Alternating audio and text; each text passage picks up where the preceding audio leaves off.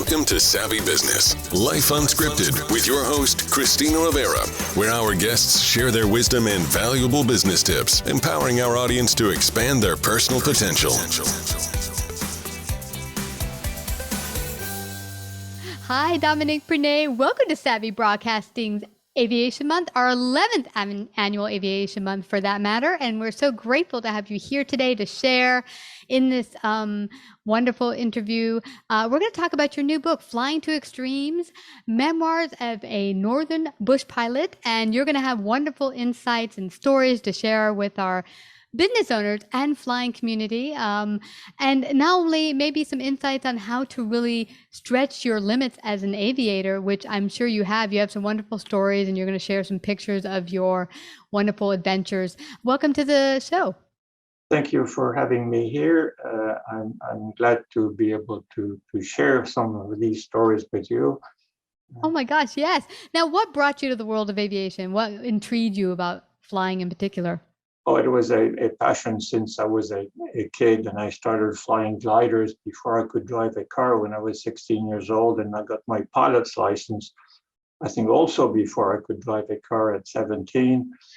And then I left Europe, France, because I was sick and tired of my family and the social pressure from over there. So I get lost in British Columbia, I become a logger and disappear from the world, and the logging camps were closed. The only thing I could do in life was fly airplanes, so I found a job as a pilot, and one day I ended up flying a group of people over the Rocky Mountains, ended up in Edmonton for a whole day and had nothing to do. So I asked them if they had a job, and they said, yes, come back in 2 weeks. And 2 weeks later, they sent me up north with a small airplane and a whole suitcase full of maps.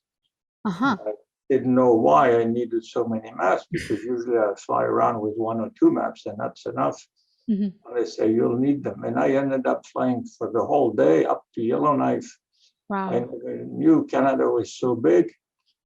And then I started flying out of Yellowknife on the north shore of Great Slave Lake, and spent 5 years as a bush pilot, flying out of there all over the Northwest Territories, the Arctic, the high Arctic, the Arctic Islands, and Inuits and First Nation people. And it's paradise. It's absolutely a wonderful country.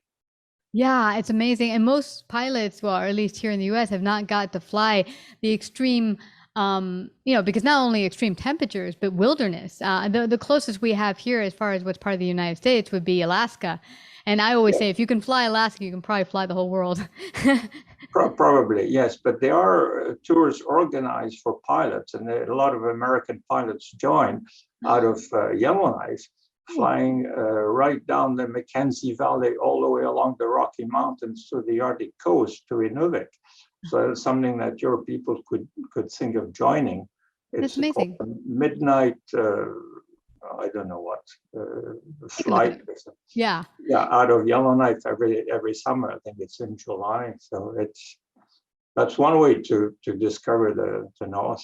Yeah, and to get used to the, flying in the mountains or flying in wilderness. Now, why do they call it Yellowknife? Is there a reason? Is it really treacherous, or why do they call it that? It's because of the First Nation people who were designated as Yellowknifers originally, and the yellow might be because there is gold, and in fact that's how Yellowknife got started, because there were 2 and then eventually 3 gold mines in Yellowknife. Oh, so fascinating. It was a frontier town. Well, it was in the 60s when I was flying, where 3,000 people, they were all miners. And those who were not miners were trappers. And so the place was a zoo, and that's what makes it so fascinating to live there. It's a frontier town with fights and guns, and it was all very exciting. The wild west, like it was. Yes, it was. And then it became a government town, I think in 67. So it calmed down with all the arrival of the civil servants. Started building some serious buildings with many stories, and you had people dressed up with ties and jackets, and the spirit changed a bit. That's bizarre. What has been like of all your adventures and flying about, what has been like your greatest takeaway or lesson you've learned in any of your flights that you could pass on? I think you've got to be fully prepared before you fly up there.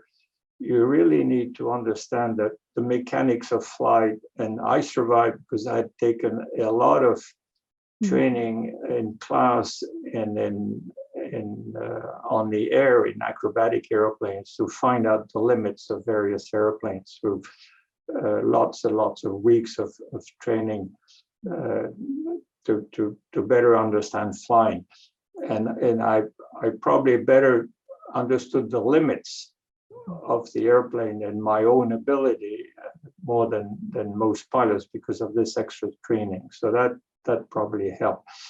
So you have to know your airplane, you have to know your limit, you have to know the limits, the technical limits of the airplanes. And then you have to plan ahead. What if, before you go on the trip, because the trips are usually for several days, and you take supplies of fuel with you, and you prepare fuel caches on the way in the tundra, summer and winter. You have to have a plan B, because you never know what the weather is going to be. There was no weather forecast at the time. You're navigating without a magnetic compass. It's too close to the pole. The maps were at the time inaccurate and incomplete. And so what if when you arrive, you can't land because there's a patch of fog, or there is a blizzard, or there's a snowstorm?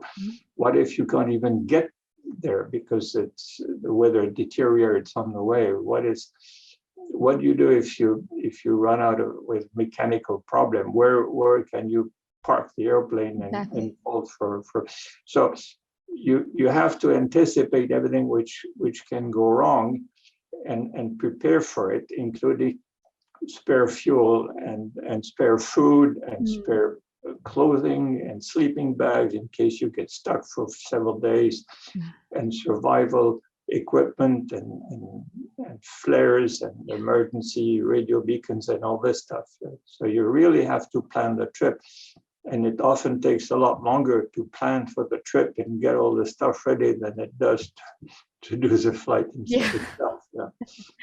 I love that you've mentioned so many important things, Dominique. For one, I think a lot of pilots, it boggles my mind when I go to places, and my husband's a pilot, but we'll land somewhere, and when we go to come back to our airplane, we do a pre-flight, we make sure everything's in check, and we plan for our flight, our next leg. Exactly. How many people just come out of the FBO or where they're getting the gas, and they just jump in the airplane, didn't give a pre-flight, engine on, takeoff. I'm like, excuse me.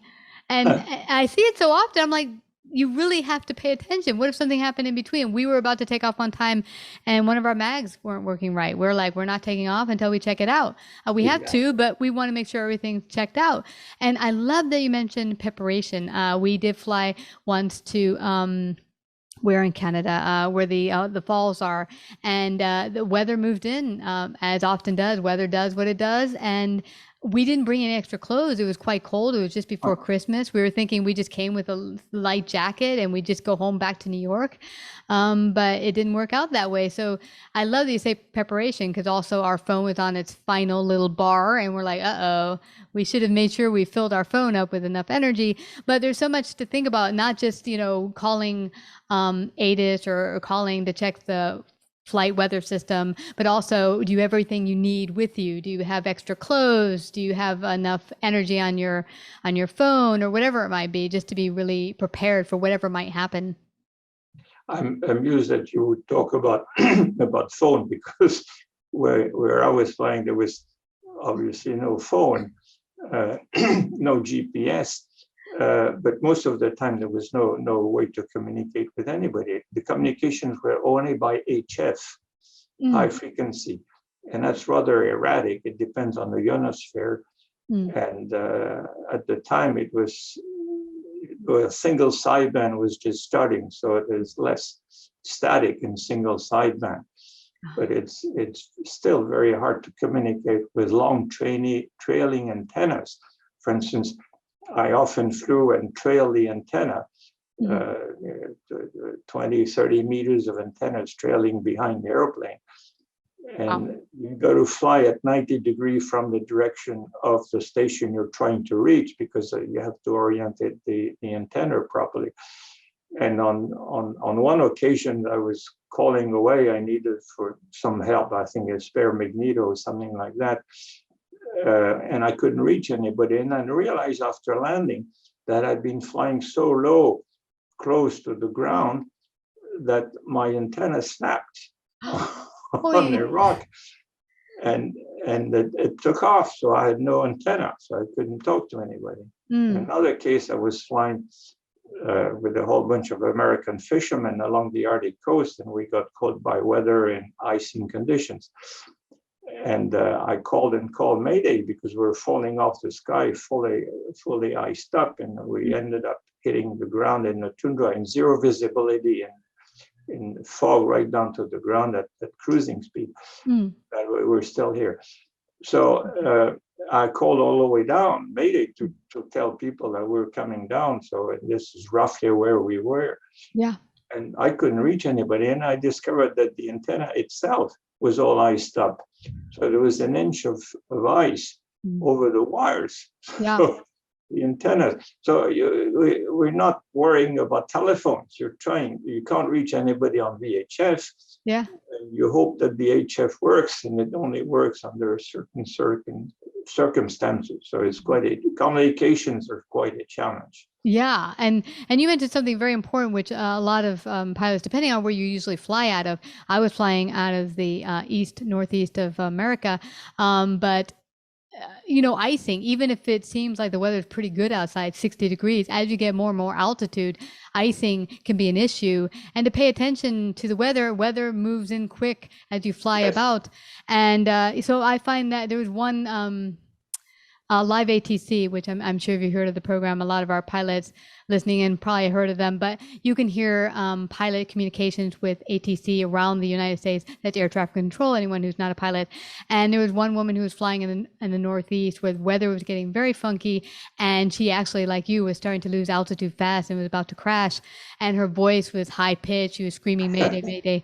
And really the ATC couldn't do much other than clear the path. But then her plane did get a bit of air under it, and she was able to come back up. And then she's like, okay, I'm fine, I'm going to keep going. But she was flying right into a storm, because we looked at the weather for that day, and I'm like, no, you need to turn back. You need to go to a different airport. But there's so much to think about with planning, because if weather starts to move in, we've had GPS, as you said, you were flying at a time where GPS wasn't available in some of your flights, but some of the modern aircraft, especially commercial, have a lot of these conveniences, but you got to be able to use them and also not become too reliant on them, where you're not just checking out and saying, oh, there's the pink line, I'll just follow it right to my destination, without realizing what are we getting into, what is the weather all about, and what is the situation all about the aircraft.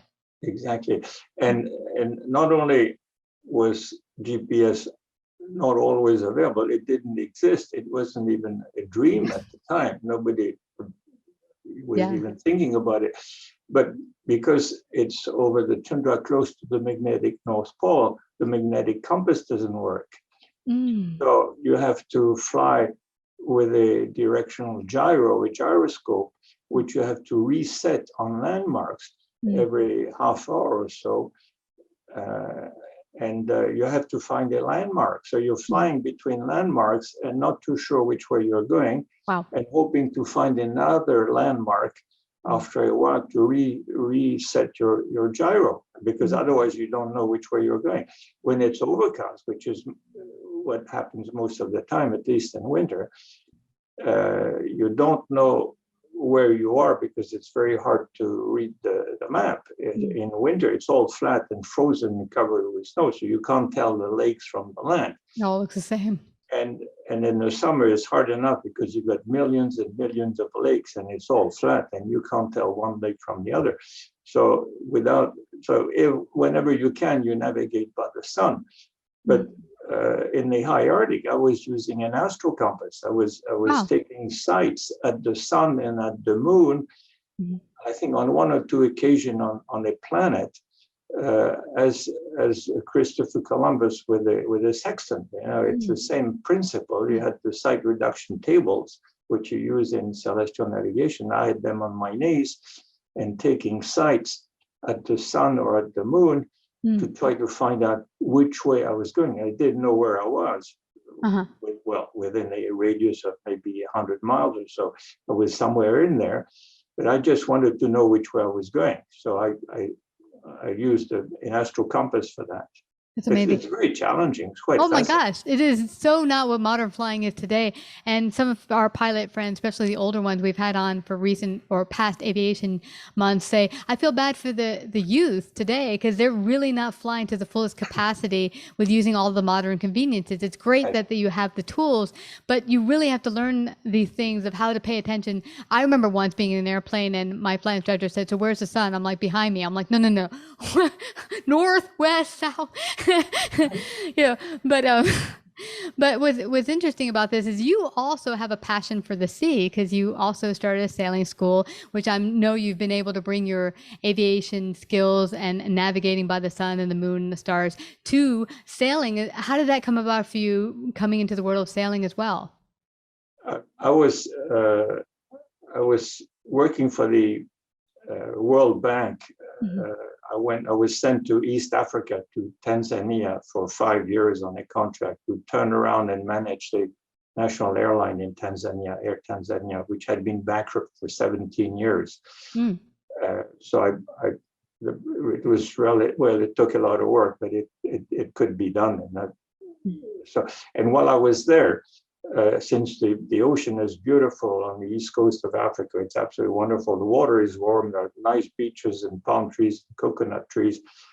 I invested $5,000 in a little sailboat, and started bumming around the coastline and going from beach to beach. And I thought life was terrific.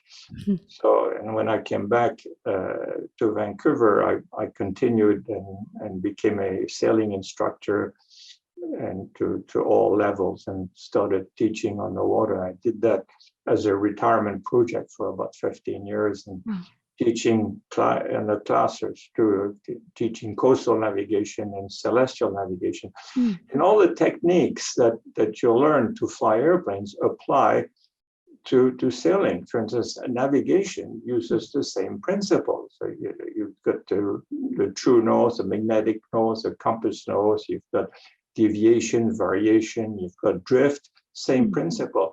Aerodynamics, that's the same. You inflate the sails so that they look like the top surface of a wing. And if you the rudder is a wing, isn't it? It is a wing. Yeah. And if you do it wrong and the angle is too high, the wing stalls and the sail flaps. Wow. If you're too tight, it flattens. So the weather system, you have to watch the weather coming in. On an airplane, you go into the weather, but over there, you've got to watch the weather coming in. So it's the same concept, the cold fronts and the warm fronts and the gales and the... Amazing. It's so... Now, do you have an ATC type of air traffic control? We have air traffic control in the air. Do they have something similar for the sea? No, there isn't. But there is a traffic control around harbors. So when you get close to a harbor, it's just like an airport zone.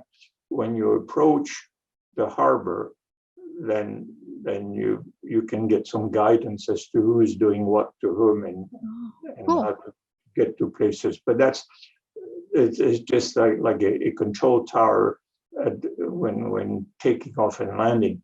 But when you leave the airport zone, you can follow with ATC. On the water, you're on your own. Well, this is fascinating. Go on. This is where you need a sextant to find your way and find China or Australia or whatever it is you're looking for. Yeah, and then you need to get your navigation skills on. So you showed me some wonderful pictures of your adventure. I'd love for you to share them with our audience. The cover of the book, and that's noon in the high Arctic, 80 below, latitude 80 degrees north in February, 50 degrees Celsius below, which I don't know what it is in Fahrenheit, but it's the same. A single otter on skis and wheels. Wow. And that's the tundra. And the Arctic Ocean is just behind. And my passengers were checking to see if they could take a convoy of drilling equipment up there. Well, in fact, if you look at the map here, this is the Arctic coast, the Hudson Bay, the Arctic coast, Arctic Islands. It's right up here. Wow. So it's the last land. And the picture I'm going to show you of the base camp happens to be in this island here. You see, so and that was awful. Never again. That's a nice way to fly. See, the Arctic coast, it's still iced up. Wow. This is the Arctic Ocean, around 1967. Did you land on the water on this picture? I'm sorry? Did you land on the water with this? Oh, yeah. It's a float plane. You see the floats here, and the ocean is open for a while, but about a mile or two later, it's still frozen. So there was lots of water to land, and those are the pontoons which allow you to take off and to land on water. And then in the fall, we switched from pontoons to wheel skis. That's a Cessna 185 on floats. That's on the Arctic coast. That's in Inuit Village in 1967, I think. Did it go under because the ice melted?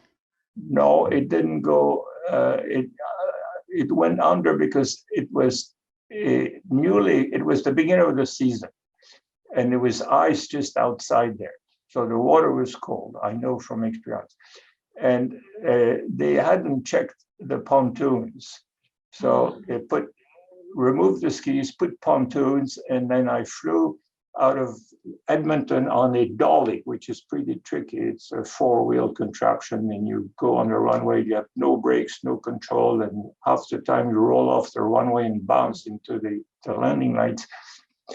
I took off and then flew, and I discovered that the pontoons were leaking. Oh. So overnight, I had my 3 passengers in the airplane, and it was cold and the drizzle. It was awful, miserable. They were American tourists. Oh, wow. From Chicago. And at least so they're I went to seek familiar with the refuge whole weather. in the abandoned church. There was nothing in it. There was no door on it, and it was just broken floor and empty. I couldn't go into the shacks because the smell was awful. The place was abandoned for the summer, so we were on our own. So there's no one there. Okay. And wow. The next morning, I just discovered that one of the passengers had left during the night while it sunk, and the other 2 had moved to the forward seats. And I said, well, why the hell didn't you come and tell me that the airplane was sinking slowly over the night because it was leaking? Oh, they said, well, we tried, but there were too many mosquitoes. So, so that's how I found the airplane the next day. It took me 3 days. It was a slight drizzle all the time. It was, and so I was in the cold water, full of enthusiasm at the time, and was diving underneath, trying to attach some ropes. And I found some 10-gallon kegs here and there and everywhere, and forced them underwater with ropes, and eventually got the airplane out, pumped the water out, and we took off for 3 days. Wow. That was, oh boy, that's some horrid trip. That was cold and miserable in the cold water. I was naked most of the time to have some dry clothes when I came out. Oh, that's okay.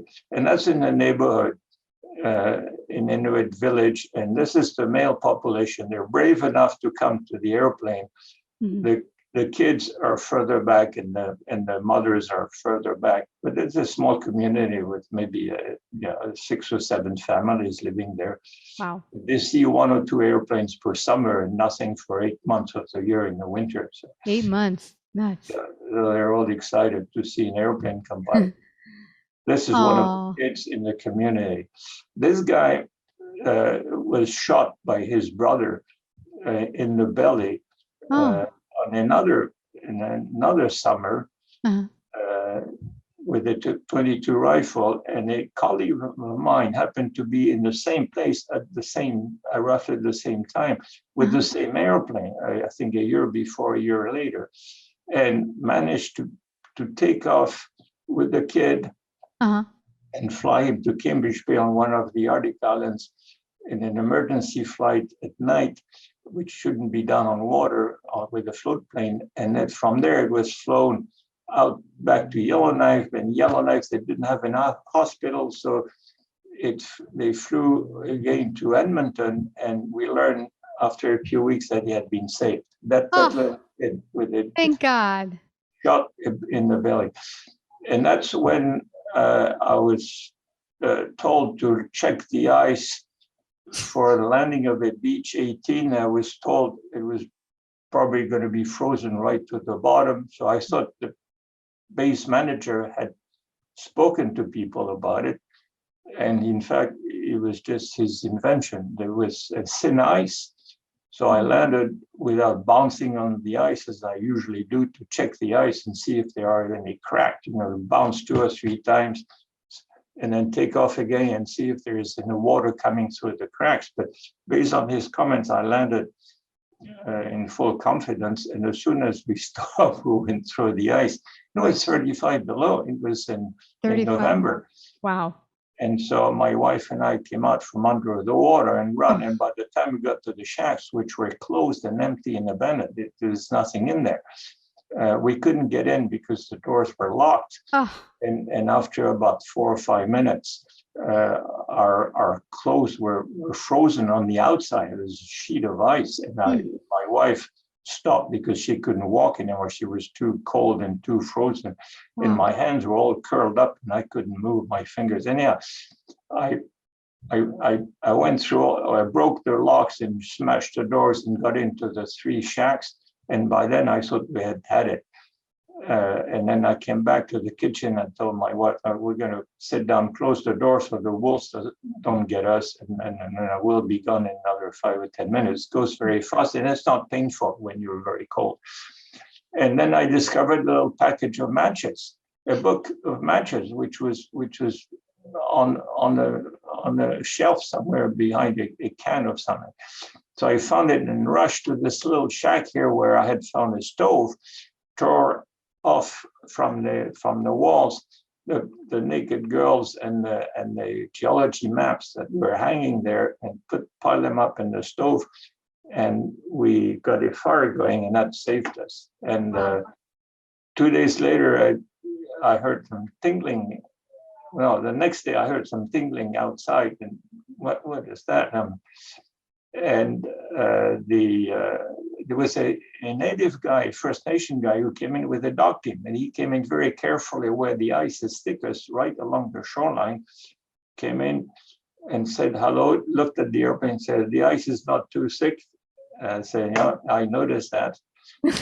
And then we offered him a cup of tea. That's all we had. We found some tea in the kitchen. And he gave us a chunk of frozen caribou meat that we had in his sleigh. He said, look, the ice is too thin. I can't take you out, but I've got to go back to my community, which was about 3 or 4 hours away by dog team. And he said, I'll come back and pick you up in a day or 2. And then after a day or 2, a helicopter came in from the south, and the 2 mechanics cut out the ice from around the airplane. The helicopter lifted it up and put it on the ice, and the helicopter took my wife and me back to Yellowknife, and 2 days later the 2 mechanics came back with the airplane. They flew it by itself. Wow. So, that was some trip. Oof. And this was the worst flight that I did. It was around, I don't know, 60, 68, 69, somewhere in there. It's over the 80th parallel or so, over the, I don't know if it's the tundra or the Arctic Ocean. They all look the same anyhow. It's a very rough surface with broken ice everywhere, so it could be one or the other. You could see the moon, and that's around noon. And it's 50 below, And it was so cold inside the cabin that my passenger sent me a bottle of whiskey up front. And I thought it was a nice gesture to cheer me up with, because I was terrorized. We flew for 11 hours that day in the dark. Warm you up, eh? 11 hours in the dark in winter without stopping the engine, refueling it on the tundra from 45-gallon drums under the snow in the middle of nowhere with the engine still running because the battery was frozen. And so they sent me a bottle of whiskey. I thought that because they felt sorry for me. And then I realized that it was just a message, because you couldn't drink the whiskey, it was frozen solid. Oh, So it was a way for them to tell me, well, it's pretty cold in your airplane. no. If the whiskey is frozen in the cabin, it must be pretty Yeah, pretty cold, because whiskey does I not couldn't freeze see easy. outside because the windshield was covered with ice, Oof. of ice. So I had a ball of de-icing fluid, and I tried to wipe off the ice on the windshield from on the inside. Wow. The condensation of my breath. But then I was getting drunk by the fumes from the alcohol. Oh, I had to quit. There was nothing to see outside anyhow. It was all dark. You couldn't see the horizon. So I could only see to the side, down below. But so I left the ice pile up. This is the base camp on wow. Melville Island. This is near the North Pole? It's very close to the North Pole. It's latitude 80 degrees on Melville Island. But the base camp was about 75 degrees. And then we flew from there 11 hours in the dark and in the cold from this base camp. And that's the Arctic Ocean. That's the tundra. I don't know whether that's tundra ocean, but imagine that's the visibility around the It's middle like all of white. the day. Yeah. It's hazy because of ice crystals, and you got no magnetic compass, and you work. And on this airplane, I couldn't have done it otherwise. It was what is called a C4 compass, which a gyro compass, which is corrected for the variation, for recession. When you go north or south, the gyroscope turns to the right by about 12 degrees per hour. So it corrects for that depending on your latitude. And that otherwise, there's no landmark to reset the gyro compass. So that's how we navigate it. Wow. And that's noon on this 11-hour flight. The engine is running. Wow. And my passengers are checking the ice. This is the Arctic Ocean. This is the ridge of the tundra, the Arctic Ocean over there. And they're checking to see if a convoy of caterpillars could go through. And the answer was no, it cannot, for oil and gas drilling. Yeah. Wow. That's It's amazing. Well, that's some of the pictures of this beautiful country. It's beautiful. And there's so much beauty on this planet, but treacherous. And I'm hoping that your stories in your book and the stories today will motivate pilots to stretch their limits, to learn more, grow more, get out there, explore this beautiful planet. Where can they get a wonderful copy of your book, find out more about you? How can they do that? You can buy it theoretically from any bookstore around the world, except that they probably have to order it from you. Otherwise, there is an aviation retailer in Canada that's the largest in Canada, called the Aviators Bookshelf in British Columbia. And he will ship it to wherever.